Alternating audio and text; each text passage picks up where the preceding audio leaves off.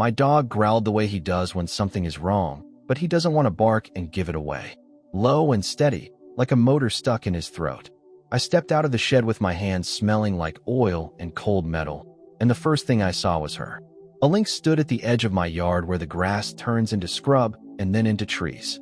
Bigger in the shoulders than any bobcat I'd ever seen, ear tufts sharp like black sparks.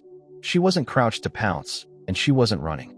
She was just watching me, as if she'd been waiting for the door.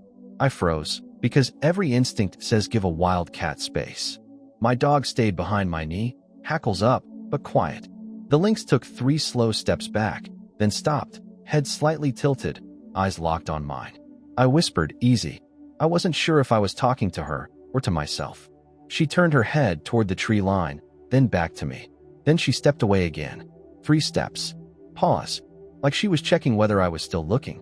I'd lived on the edge of this forest long enough to know the difference between normal animal behavior and something that doesn't fit. Predators don't offer long stares in open daylight. They take what they want, or they leave. This felt like neither. When she finally slipped into the trees, I let out a breath I didn't know I'd been holding. My dog exhaled too, a rough huff, and I rubbed his neck to keep him quiet. I went back inside and tried to act normal, but my hands wouldn't stop shaking. I told myself it was a one-off, a hungry animal passing through. Then the next morning the paw prints were there again, fresh over last night's dusting, coming from the ridge and stopping at the same spot near my fence. I followed the prints with my eyes, not my feet. They paused, circled once, and went back the way they came, like the lynx had checked something and left. The strange part was how clean the track line was, almost straight, like she'd been moving with a purpose. Later that morning, I walked the fence line with a thermos of coffee, telling myself I was checking for storm damage.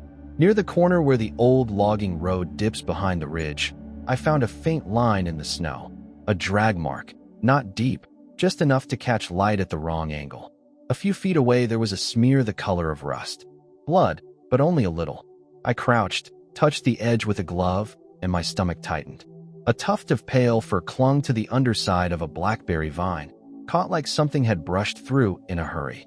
Thick and winter soft, not deer hair, not my dog. Right beside it, half buried, a thin piece of wire glinted for a second and vanished when I blinked. I didn't know what it meant yet, but my body did.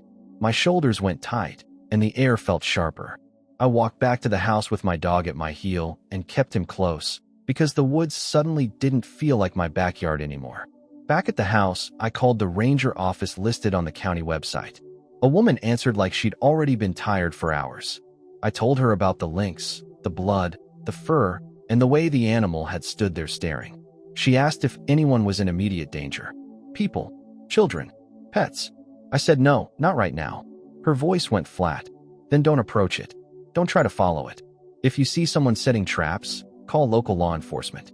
Keep your dog inside after dark. Setting traps. She said it like it was weather. The call ended and I stood there with my phone in my hand, heat in my chest, and cold in my gut. Anger didn't help, so I did the only thing I could think of. I drove down the road to see Clay Dawson. Clay lived a mile away in a battered trailer and always looked like he'd been awake since before sunrise. He opened his door with a coffee mug in one hand and a look that said I was interrupting. When I said lynx, his face changed. Clay told me people were putting iron out there again. Not for coyotes. For anything with fur that sells. He said he'd found snares last winter up toward the old switchbacks, and he'd cut what he could before deciding he liked breathing too much to keep doing it. I asked what happens if you cut them. Clay said the men who set them don't argue. They remember your truck, they remember your driveway, and they pick a night when you're asleep. Then he shrugged like that was just the cost of living near timber and silence. I asked if he'd seen any trucks. Clay said he'd heard engines at odd hours, headlights off, moving slow. Then he looked past me toward the tree line like he expected one to appear right then. His voice dropped. He said, "Don't go in alone, Miles.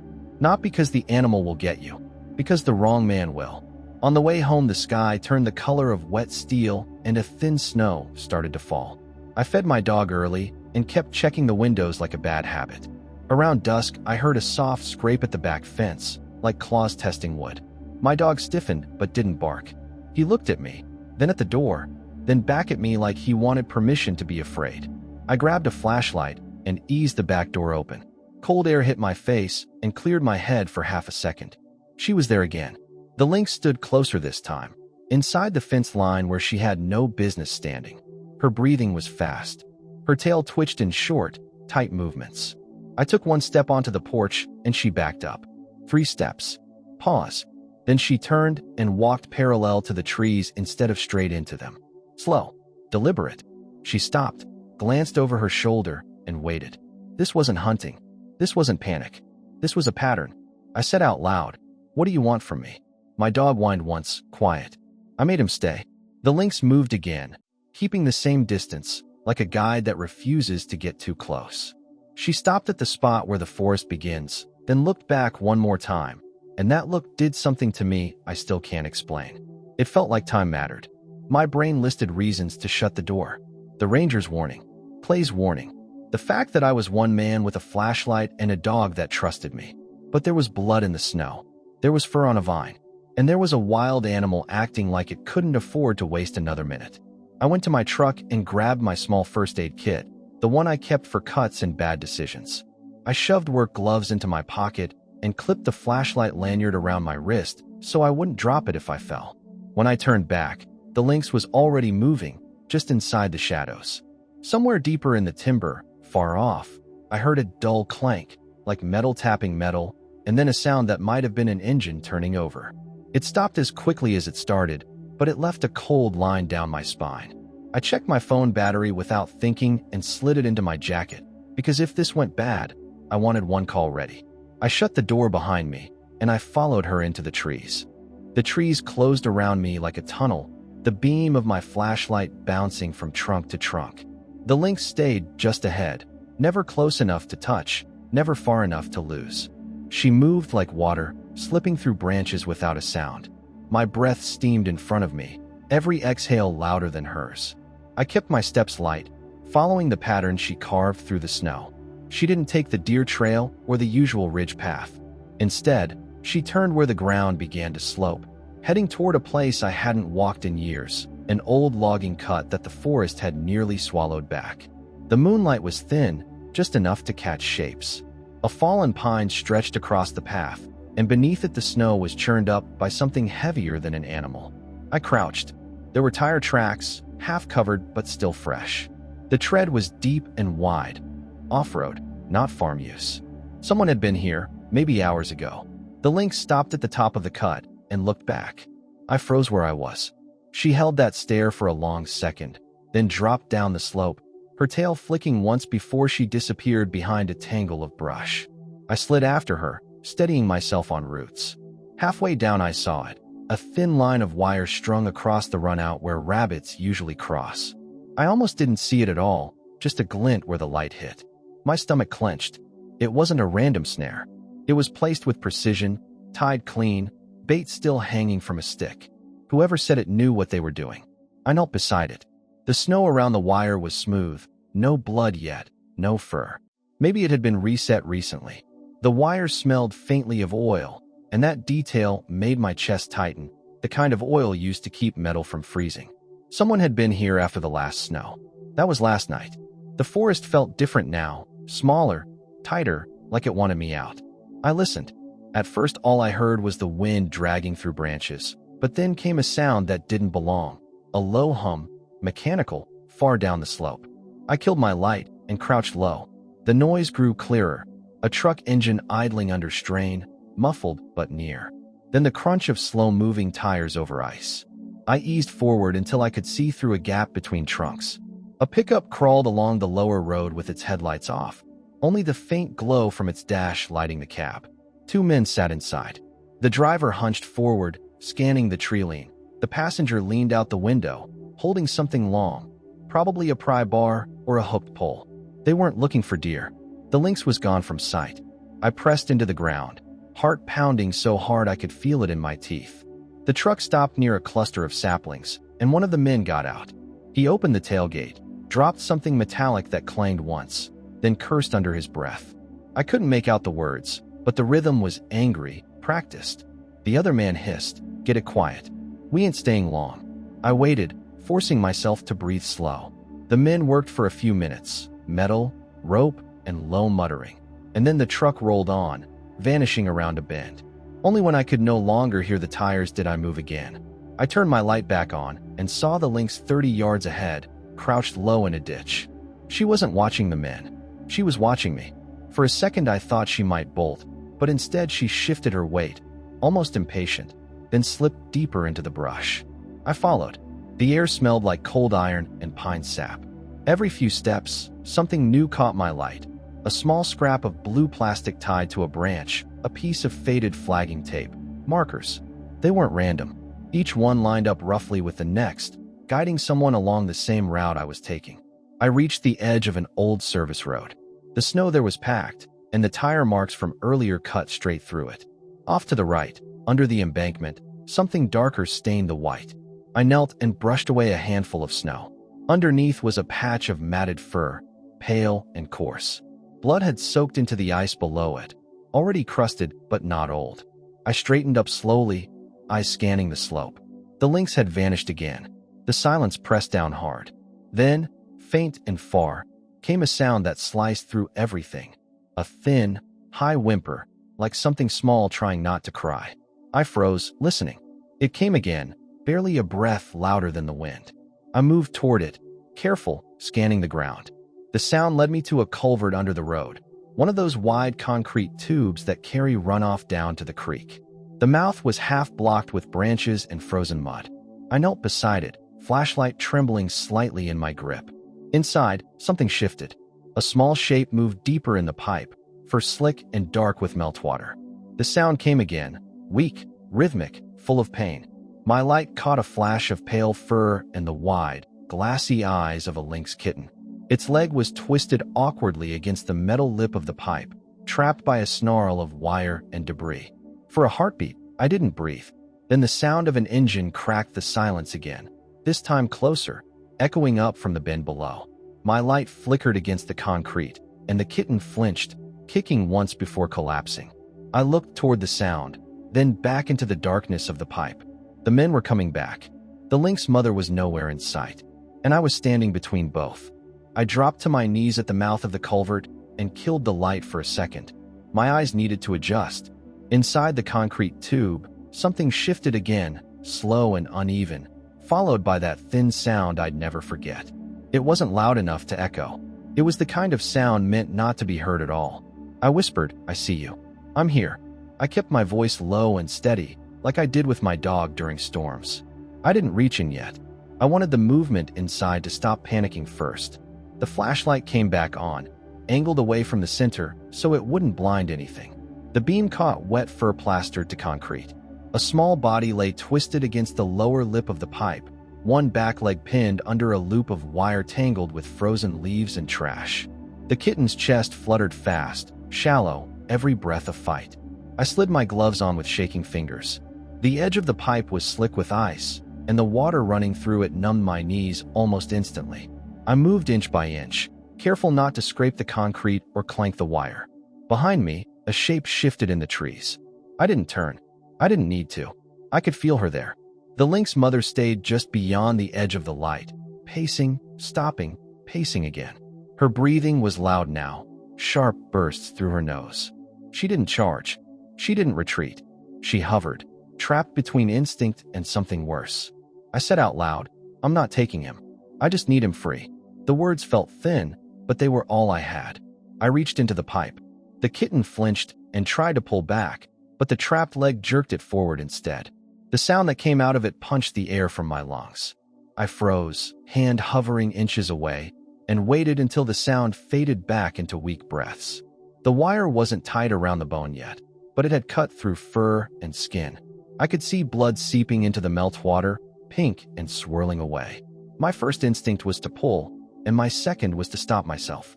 I hooked 2 fingers under the loop and eased it wider, millimeter by millimeter, keeping the pressure off the leg. The lynx hissed once, a warning that raised the hair on my arms. I didn't look at her. I kept talking, steady and quiet. "Almost there. You're doing good. Just stay still." The wire snagged on something hidden under the debris. I leaned closer, angling my head to see. A broken stick, wedged just right to hold the snare in place. I slid it free, slow, until the tension eased. The kitten's leg came loose. For a second, nothing happened. Then the small body sagged, strength gone all at once.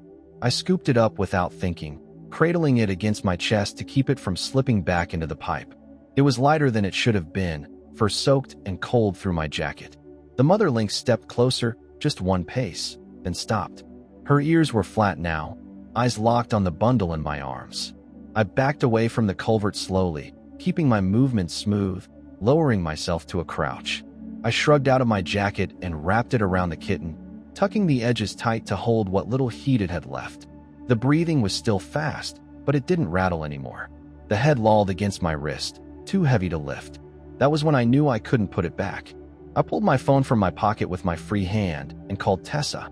The call rang twice before she answered, her voice sharp with the hour.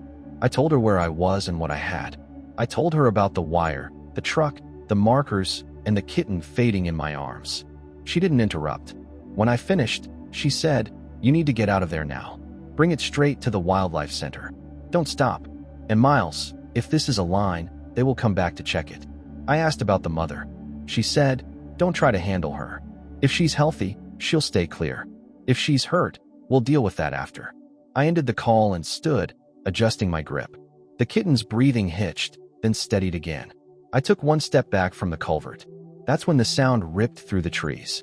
It was sharp and sudden, a crack that echoed off the ridge and rolled down the valley.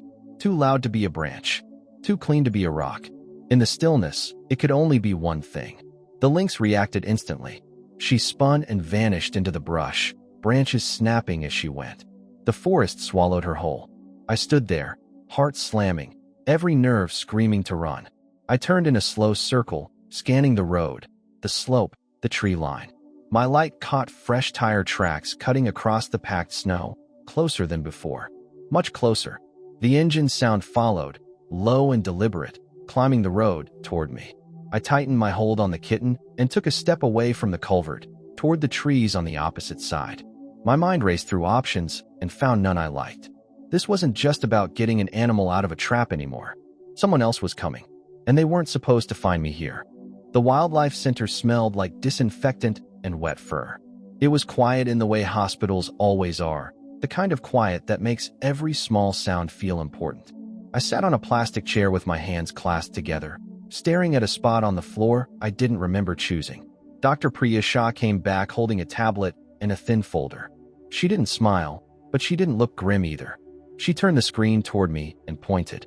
The X-ray showed a small leg, bones fine but pressed hard where the wire had bitten in. Swelling wrapped the joint like a dark halo. She said the circulation had been compromised, but not cut off. She said infection was the real danger now, not the break. Antibiotics, warmth, fluids, and time. She said the word time the way people do when they know it can run out. I nodded like I understood all of it. What I heard was that the kitten had a chance. I asked how old it was. She said probably a few weeks. Old enough to move, too young to survive alone. She let that sit between us before adding that if there was one, there was a strong chance there were more. That thought followed me down the hallway and out into the cold air. Tessa Monroe was waiting near her truck, already pulling on gloves. She didn't waste time. She told me this had all the signs of a snare line. Not a random trap. Not a hobby. A route, marked and maintained. She said people who do this don't want attention and don't want witnesses. They work quiet and they clean up after themselves. She said that meant one thing. We had to stay quiet too. She mounted trail cameras on the access points that led toward the old cut and the switchbacks. High enough to avoid casual notice, angled to catch plates, tire tread, silhouettes. She asked me not to post anything, not even vague warnings. She asked me not to talk to neighbors, not even Clay. She said silence keeps people sloppy. I agreed, even though it went against every instinct I had. Doing nothing felt wrong when something was clearly wrong. But she was the one with a badge and a plan. That evening I stayed near the center longer than I needed to. The sky went dark early, and frost crept across the fence rails. I was halfway to my truck when I felt it again. That pressure between the shoulders that says you're being watched. She stood on the far side of the chain-link fence where the trees began. The lynx kept her distance, moving in a wide arc instead of straight lines. She never looked directly at me for long, but she never took her eyes off the building. I didn't step closer. I didn't raise my voice. I just stood there and let her see me. She paced once, twice, then stopped. Her ears flicked toward the dark windows of the treatment wing. She took a few steps, paused, then backed away again, frustrated but controlled. I said quietly, "He's alive." She couldn't understand the words, but something in my tone must have carried. She turned and slipped into the trees without a sound, leaving the fence rattling slightly in the cold. That night, I barely slept. Every engine outside made me sit up. Every shadow at the window pulled my attention. Around 2 in the morning, my phone buzzed. It was Tessa. One of the cameras had triggered. She sent me a still image. A pickup truck moving slow down my road, headlights off. The plate was partly obscured, mud smeared just enough to hide the numbers. The truck bed held something dark and bulky under a tarp. The timestamp put it right after midnight. I stared at the image longer than I should have. The route was unmistakable. Past my place. Toward the old cut. Toward the line. Tessa called again a minute later. She told me not to do anything. Not to follow. Not to check the woods. She said they wanted the men to think they were unseen. I told her they were already too close. She said that was exactly the point. I set the phone down and sat in the dark, listening to the quiet settle back into the house. Somewhere beyond the trees, engines moved without light, and people who knew the forest better than they should were resetting what we had disturbed. And somewhere out there, a lynx was waiting. I didn't know for who yet. We moved without talking, the way people do when every word feels too loud. A week had passed since the camera caught the truck, and nothing else had surfaced. No arrests. No noise. Just engines at odd hours and fresh snow disturbed where it shouldn't have been. Tessa parked miles away from the cut, and we finished on foot. Deputy Aaron Pike walked point, scanning ahead, hand never far from his radio. He didn't look like a man chasing a story. He looked like a man trying to end one cleanly. The forest was brittle with cold. Every step had to be placed, heel first, weight tested. We kept our lights low and shielded, thin cones brushing the ground instead of the trees. The night swallowed sound fast, but it gave none back. It didn't take long to find the first trap, then another, and another. They weren't scattered. They were arranged. Each snare sat exactly where an animal would funnel through, between two rocks, under a fallen limb, along the narrow neck of a game trail. Small pieces of faded tape and plastic marked the route, subtle enough to miss if you didn't know to look. I counted without meaning to. When I reached double digits, my chest went tight. This wasn't hunting. It was production. Tessa crouched beside one snare and photographed it, then another. Pike marked locations on his GPS, jaw set hard. No one spoke. There was nothing useful to say. Movement caught the edge of my light. The lynx stood just beyond it, half in shadow. She hadn't made a sound. She never did. Her eyes reflected dull and steady, not panicked. She waited until she had all three of us, then turned and walked. Tessa looked at me. I nodded. We followed. She led us off the marked line and downslope toward an old quarry pit, a place where the earth dipped suddenly and trees grew at odd angles to compensate. The ground there was torn up by frost and roots, dangerous footing even in daylight. Halfway down, she stopped and looked back, breath steaming. Then she moved again, faster now. I heard it before I saw it. A thin, broken sound, barely there. Not loud enough to call for help, but persistent, like something refusing to give up. The pit opened beneath us, and my light swept the bottom. Under a toppled cedar, tangled in brush and wire, was another kitten, smaller than the first. Alive, but just barely. The snare had caught high on the leg, pulled tight against the trunk when it struggled. I dropped beside it and went to work. Gloves on, light angled away, fingers moving slow. Tessa stayed uphill, watching the tree line. Pike shifted lower, eyes scanning the dark beyond the pit. The kitten jerked weakly when I touched the wire, then sagged. Its body was cold. Too cold. I whispered the same nonsense I had before, words without meaning but full of intent. I worked the wire loose, easing pressure, praying the leg wasn't already lost. Voices drifted up from the lower road. Low. Close. Pike stiffened and raised a hand. I freed the leg and wrapped the kitten into my jacket, feeling how little heat it had left. I started to stand when Pike's radio crackled once, too loud. A hiss of static cut through the night. A voice shouted from below. Light flared. A flashlight snapped on, sweeping the pit. Pike said move, and we moved. We ran without grace, without plans beyond up and away. Branches tore at my face. Roots grabbed at my boots. Behind us, someone crashed through brush, breathing hard, swearing.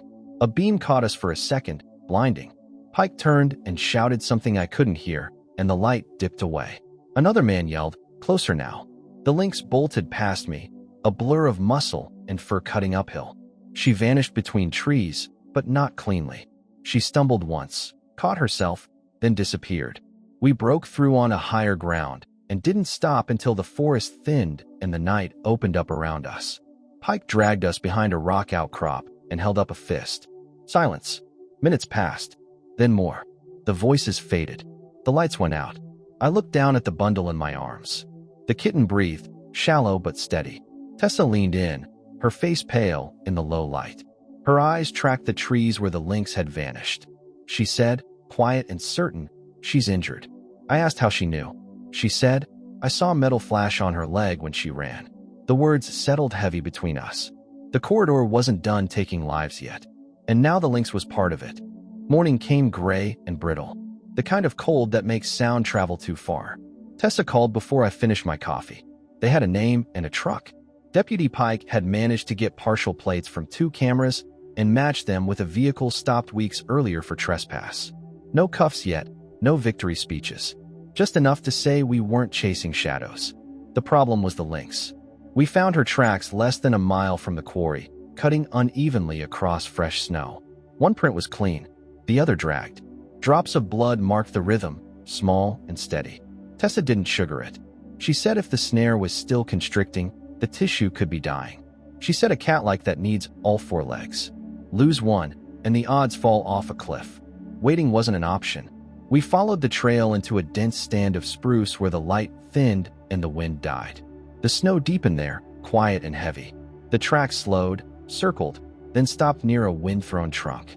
The lynx lay on the far side, breathing hard. Her flank lifted and fell in sharp pulls. One hind leg was stretched awkwardly, a dull loop of metal half buried in fur and ice. She lifted her head when she saw us, ears flat, teeth bared, but she didn't run. Dr. Priya arrived minutes later, moving fast but calm, carrying only what she had to. No crowd, no shouting, everything measured. She spoke in a low voice, explaining each step even though none of us needed it. Short sedation, minimal handling, remove the metal, clean the wound, reverse. I held the light while she worked. The beam shook more than I wanted. The lynx's eyes stayed on me until the sedative took hold. In that moment before sleep, they weren't wild or soft. They were just aware. The wire had cut deep, but not clean through. Priya worked quickly, fingers sure, breath even. Blood darkened the snow, then slowed. She flushed the wound and packed it, wrapped the leg tight. Snow started falling harder, flakes thick and fast. The temperature dropped with it. The forest closed in. Priya finished and stepped back. She said we'd done what we could here. She said the next few hours mattered more than the next few days. The lynx stirred, groggy and confused, then pushed herself upright. She tested the leg once, twice. It held, barely. She didn't look at us again. She turned toward the trees and moved off, slower than before, but moving. The snow swallowed her tracks almost immediately. Tessa watched until there was nothing left to see. She said we'd monitor the area. She said if the weather turned worse, we might have to intervene again. I stood there longer than I should have, listening to the quiet thicken under falling snow. Some chances aren't clean. They're just necessary. Spring came in pieces, not all at once. Snow pulled back from the ground in thin, dirty sheets. Water ran where ice had ruled, and the forest smelled raw and awake. Tessa kept things brief when she updated me. Cameras, wire, markers, statements. Enough to move the case forward. Enough to make sure the corridor wouldn't come back the same way. She didn't talk about wins. She talked about damage controlled.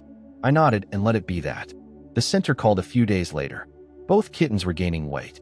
Walking strong. One still favored the leg when tired, but it held. The mother had been tracked twice since the field procedure. Moving slower, but hunting. Surviving. They set the release for early morning. No announcements. No crowd. Just a few trucks pulled off the service road, and people who knew how to stay quiet.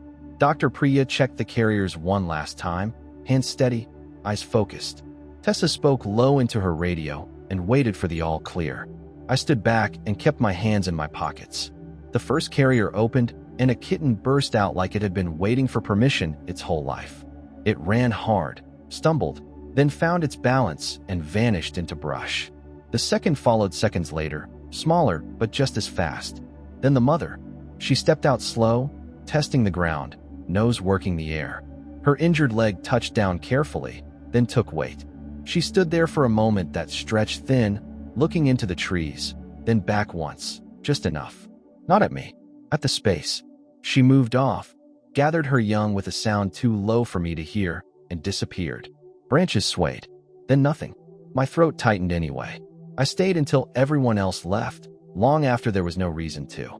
The woods settled back into themselves like they always do, indifferent and whole. A few days later I was home again, back to routine. Coffee before sunrise. Dog fed and restless at the door. I stepped outside and stopped. Fresh tracks cut across the edge of my yard, clean and deep. One set slightly uneven, but steady. I followed them with my eyes to the tree line. She stood where she had the first time, just inside the shadow of the forest. The lynx didn't move. She didn't blink. She didn't come closer. Neither did I. We stayed like that for a breath, maybe two. Then she turned and walked away, smooth and certain, back into the trees. I let her go. I said something quiet, something simple, not meant for anyone else. The forest took her, and this time, I stayed where I was. Don't forget to subscribe so you won't miss new stories. And now just click the playlist or the next video on your screen.